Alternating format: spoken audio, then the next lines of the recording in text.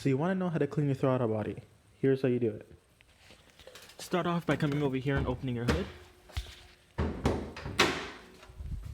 Then coming over here, make sure to disconnect your negative battery terminal. Disconnect and loosen everything that holds on the intake tubing here to the throttle body. Unplug any sensors that go to the throttle body. Then you want to come and disconnect your throttle cable. Then you want to disconnect any hoses going to the throttle body. Then you want to come and disconnect all the bolts that hold on your throttle body. In this case, it's only 4 of them. Then you want to go ahead and carefully pull off your throttle body.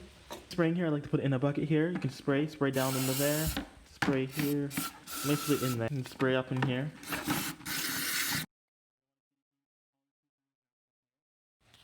Alright, so now I'm gonna reinstall this in the vehicle, and I'll show you how to do it.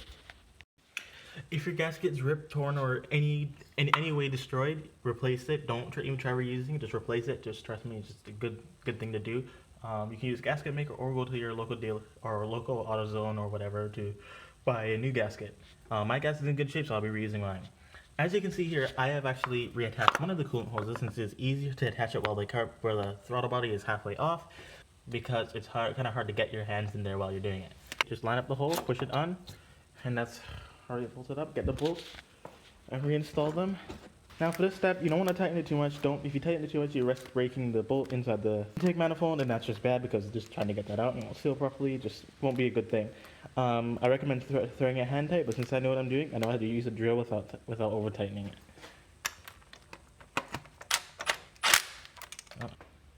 And then we're gonna come here, plug it back in all these connectors here.